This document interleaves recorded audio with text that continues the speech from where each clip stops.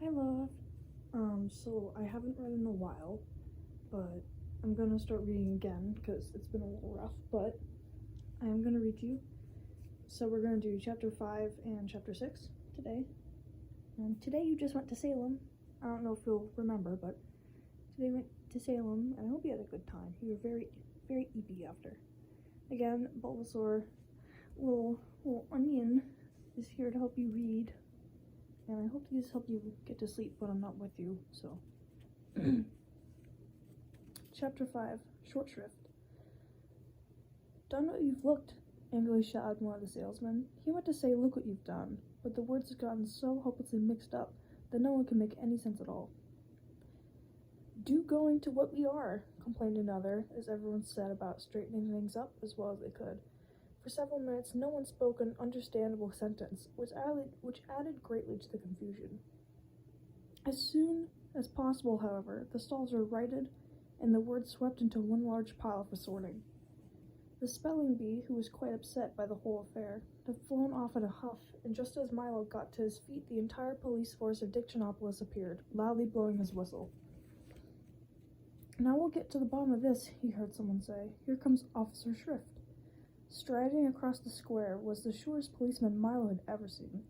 He was scarcely 2 feet tall and almost twice as wide, and he wore a blue uniform with white belt and gloves, a peaked cap, and a very fierce expression. He continued blowing the whistle until his face was beet red, stopping only long enough to shout, you're guilty, at everyone he passed. I've never seen anyone quite so guilty, he said as he reached Milo. Then, turning towards Talk, who was still ringing loudly, he said, turn off that dog. It's disrespectful to sound your alarm in the presence of a policeman. He made a careful note of that in his black book and strode up and down, his hands clasped behind his back, surveying the wreckage in the marketplace. Very pretty, he scowled. Who's responsible for all this? Speak up or I'll arrest a lot of you. There was a long silence. Since hardly anybody had actually seen what had happened, no one spoke. You, said the policeman, pointing an accusing finger at the humbug, who was brushing himself off and straightening his hat. You look suspicious to me. The startled humbug dropped his cane and nervously replied, let me assure you, sir, on my honor as a gentleman, that I was merely an innocent bystander, minding my own business, and enjoying the stimulating sights and sounds of the world of commerce. When this young lad... There's 2 pages of pictures. Excuse me. Ah! Interrupted Officer Shrift, making another note in his little book. Just as I thought. Boys are the cause of everything. Pardon me, insisted the humbug, but I in no way meant to imply that. Silence! Thundered the policeman, pulling himself up to full height and glaring menacingly at the terrified bug. And now, he continued, speaking to Milo, where were you in the night of July 27th? What does that have to do with it? Asked Milo. It's my birthday, that's what, said the policeman as he entered. Forgot my birthday in the little book. Boys always forget other people's birthdays. You have committed the following crimes, he continued. Having a dog with an unauthorized alarm, sowing confusion, upsetting the apple cart, wreaking havoc, and mincing words. Now see here, growled Talk angrily. And illegal barking, he added, frowning at the watchdog. It's against the law to bark without using the barking meter. Are you ready to be sentenced?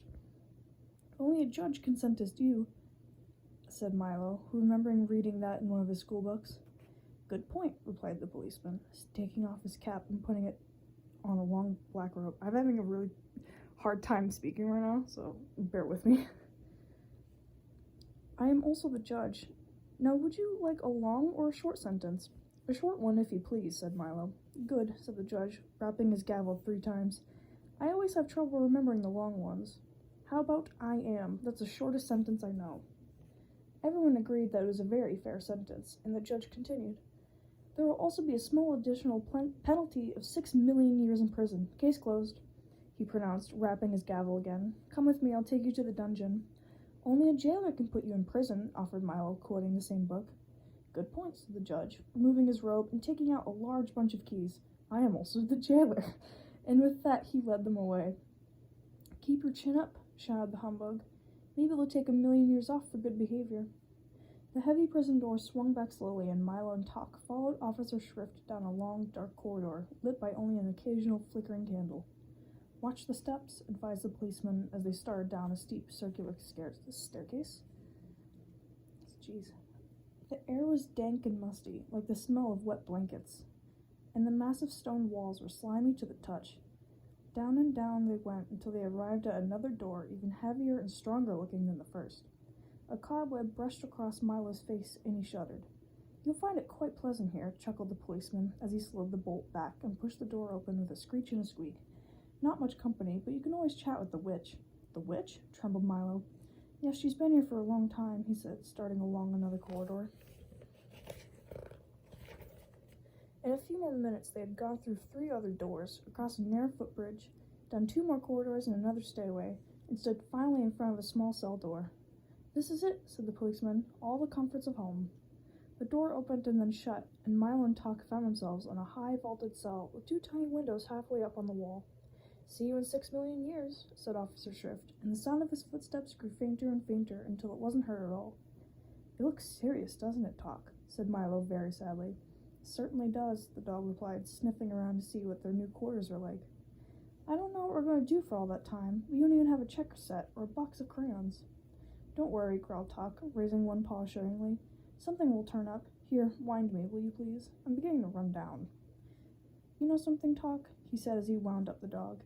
"You can get a lot of trouble mixing up words or just not knowing how to spell them. If you ever get out of here, I'm going to make sure to learn all about them." "A very commendable ambition, young man," said a small voice from across the cell. Milo looked up, very surprised, and noticed for the first time, in the half-light of the room, a pleasant-looking old lady, quietly knitting and rocking. "Hello," he said. "How do you do?" she replied. "You'd better be careful," Milo advised. "I understand there's a witch somewhere in here." "I am she," the old lady answered casually, and pulled her shawl a little closer around her shoulders. Milo jumped back in fright and quickly grabbed Tuck to make sure that his alarm didn't go off, for he knew how much witches hate loud noises. "Don't be frightened," she laughed. "I'm not a witch. I'm a witch." "Oh," said Milo, because he couldn't think of anything else to say. "I'm faintly macabre."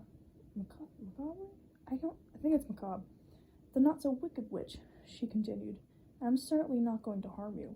"What's a witch? Oh, by the way, witch is spelled W-H-I-C-H, like which way. There's a lot of wordplay in this," asked Milo, releasing Tuck and stepping a little closer. "Well," said the old lady, just as a rat scurried across her foot, "I am the king's great-aunt. For years and years I was in charge of choosing which words were to be used for all occasions, which ones to say and which ones not to say, which ones to write and which ones not to write. As you can well imagine, with all the thousands to choose from, it was a most important and responsible job. I was given the title of official witch, which made me very proud and happy. At first I did my best to make sure that the most proper and fitting words were used. Everything was clearly and simply, and no other words were wasted. I had signs posted all over the palace and marketplace which said, 'Brevity is the soul of wit.' But power corrupts, and soon I grew miserly and chose fewer and fewer words, trying to keep as many as possible for myself. I had new signs posted which said, 'An all-chosen word is the fool's messenger.'" It's in cursive. Can't read cursive well. Soon sales began to fall off the market. The people were afraid to buy as many words as before, and hard times came to the kingdom, but I still grew more and more miserly. Soon there were so few words chosen that hardly anything could be said, and even casual conversation became difficult. Again I had new signs posted which said, "Speak fitly or be silent wisely." And finally I had even replaced these ones, by which read simply, "Silence is golden." All talk stopped, no words were sold, the marketplace closed down, and all the people grew poor and disconsolate. When the king saw what had happened, he became furious and had me cast into this dungeon where you see me now, an older and wiser woman. That was all many years ago, she continued, but they never appointed a new witch, and that explains why today so many people use words. And that explains why today people use as many words as they can and think themselves very wise for doing so. For always remember that, while it is wrong to use too few, it is often far worse to use too many. When she had finished, she sighed deeply, patted Milo gently on the shoulder, and began knitting once again. And have you been down here ever since then?" asked Milo sympathetically. "Yes," she said sadly. Most people have forgotten me entirely, or remember me wrongly as a witch, not a witch. But it matters not, it matters not." She went on unhappily, for they were equally frightened of both. "I don't think you're frightening," said Milo, and a talk wagged his tail in agreement. "I thank you very much," said Faintly Macabre. "You may call me Aunt Faintly. Here, have a punctuation mark," and she held out a box of sugar-coated question marks, periods, commas, and exclamation points. "That's all I get to eat now." "When I get out of here, I'm going to help you," Milo declared forcefully. "That's very nice of you," she replied. But the only thing that can help me is the return of rhyme and reason." "The return of what?" asked Milo. "Rhyme and reason," she replied. "But that's another long story, and you may not want to hear it." "We would like to very much," barked Talk. "We really would," agreed Milo, and as the witch rocked slowly back and forth, she then told them the story. Okay. I'm going on chapter 6 now. Again, I apologize for all the... I can't, talk today. I'm having a lot of trouble. Anyway, chapter 6, Faintly Macabre's Story. Once upon a time, this land was a barren and frightening wilderness, whose high rocky mountains sheltered the evil winds, and those barren valleys offered hospitality to no man. Few things grew, and those that did were bent and twisted, and their fruit was as bitter as wormwood. What wasn't waste was desert, and what wasn't desert was rock, and all the demons of darkness made their home in the hills. Evil creatures roamed at will through the countryside and down to the sea. It was known as the Land of Null. Then one day, a small ship appeared in the Sea of Knowledge. It carried a young prince seeking the future. In the name of the goodness and truth, he laid claim to all the country and set out to explore his new domain. The demons, monsters, and giants were furious at his presumption and banded together to drive him out. The earth shook with their battle, and when they had finished, all that remained to the prince was a small piece of land at the edge of the sea. "I'll build my city here," he declared, and that was what he did. Long before, more ships grew bearing settlers for the new land, and the city grew and pushed its boundaries farther and farther out. Each day it attacked anew, but nothing could destroy the prince's new city. And grow it did.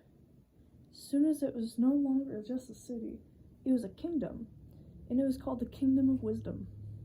But outside the walls, all was not safe, and the new king vowed to conquer the land that was rightfully his.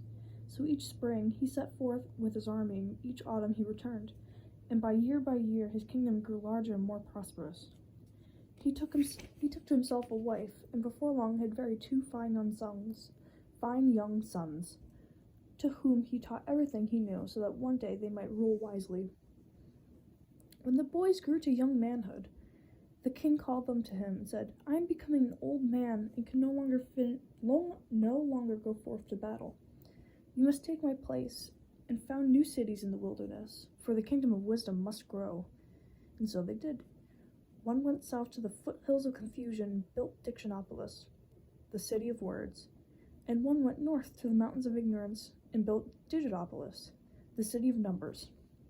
Both cities flourished mightily, and the demons were driven back still further. Soon other cities and towns were founded in the new lands, and at last the only farthest reaches of the wilderness remained to these terrible creatures. And there they waited, ready to strike down all who ventured near or relaxed their guard. The two brothers were glad, however, to go their separate ways, for they were by nature very suspicious and jealous. Each one tried to outdo the other, and they worked so hard and diligently at it that before long their cities rivaled even wisdom in size and grandeur.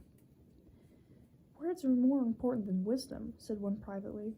"Numbers are more important than wisdom," thought the other to himself. And they grew to dislike each other more and more. The old king, however, who knew nothing of his son's animosity, was very happy in the twilight of his reign, and spent his days quietly walking and contemplating in the royal gardens. His only regret was that he never had a daughter, for he loved little girls as much as he loved little boys. One day, as he was strolling peacefully around the grounds, he discovered two tiny babies that had been abandoned in a basket underneath the grape arbor. They were beautiful, golden-haired girls. The king was overjoyed. "They had been sent to crown my old age," he cried, and called the queen, his ministers, the palace staff, and indeed the entire population to see them. "We'll call this one Rhyme and this one Reason," he said. And so they became the Princess of Sweet Rhyme and the Princess of Pure Reason, and were brought up to the palace. When the old king finally died, the kingdom was divided between his two sons, and with the provision that they would be equally responsible for the welfare of the young princesses.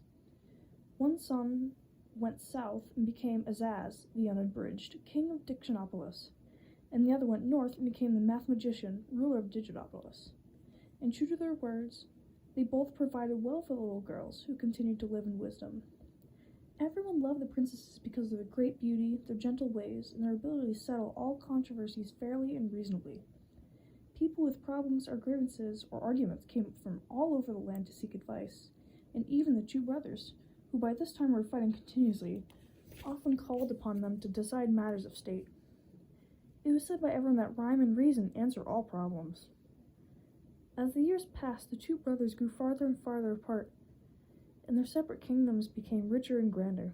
Their disputes, however, became more and more difficult to reconcile, but always with patience and love, the princesses set things right. Then one day they had the most terrible quarrel of all. King Azaz insisted that words are far more significant than numbers, and hence his kingdom was truly the greater, and the mathematician claimed that numbers were much more important than words, and hence his kingdom was supreme. They discussed and debated and raved and ranted until they were on the verge of blows, when they had decided to submit to the question of arbitration by the princesses. After days of careful consideration, in which all evidence was weighed and all the witnesses heard, they made their decision. Words and numbers are of equal value, for in the cloak of knowledge, one is warp and the other is woof. It is no more important to count the sands than it is to name the stars. Therefore, let both kingdoms live in peace. Everyone was pleased with the verdict, everyone that is, but the brothers, who were beside themselves with anger. What good are these girls if they cannot settle an argument in someone's favor? They growled, since both were more interested in their own advantage than in the truth. We'll banish them from the kingdom forever. And so they were taken from the palace and sent far away to the castle in the air. And they had not been seen since. That is why today, in all this land, there is neither rhyme nor reason. And what happened to the two rulers? Asked Milo. Banishing the two princesses was the last thing they ever agreed upon, and they soon fell to warring with one another. Despite this, their own kingdoms have continued to prosper, but the old city of wisdom has fallen into great disrepair, and there is no one to set things right. So you see, until the princesses return, I shall have to stay here. Maybe you can rescue them, said Milo, as he saw how sad the witch looked. Ah, that would be difficult, she replied. The castle in the air is far from here, and the one stairway which leads to it is guarded by fearsome black-hearted demons. Tuck growled ominously, for he even hated the thought of demons. I'm afraid there's not much a little boy and a dog can do, she said. But never you mind, it's not so bad. I've grown quite used to it here. But you must be going, or else you'll waste the whole day. Oh, we're here for 6 million years, sighed Milo, and I don't see any way to escape. Nonsense, scolded the witch. You mustn't take Officer Shrift so seriously. He loves to put people in prison, but he doesn't care about keeping them there. Now just press that button in the wall and be on your way. Milo pressed the button and a door swung open, letting in a shaft of brilliant sunshine. Goodbye, come again, shouted the witch as they stepped outside and the door slammed shut. Milo and Tuck stood blinking in the bright light and saw until their eyes became accustomed to it. The first things they saw were the king's advisors again rushing towards them. Ah, there you are. Where have you been? We've been looking all over for you. The royal banquet is about to begin. Come with us. They seemed very agitated and out of breath as Milo walked with them. But what about my car? He asked. Don't need it, replied the Duke. No use for it, said the minister. Superfluous, advised the Count. Unnecessary, stated the Earl. Uncalled for, cried the Undersecretary. We'll take our vehicle. Convenience, rig, charabanc, chariot, buggy, coach, Braham, Chandrian, I guess. They repeated quickly in order, and pointed to a small wooden wagon. Oh dear, all those words again, thought Milo as he climbed into the wagon with Tuck and the cabinet members. How are you going to make it move? It doesn't have a... Be very quiet, advised the Duke, for it goes without saying. And sure enough, as soon as they were all quite still, it began to move quickly through the streets. In a very short time they arrived at the royal palace. So that is the end of chapter 6. I'm going to leave it for here. like the book again. It is like just over 20 minutes, so it's perfect. But I hope you like it so far. Onion says bye.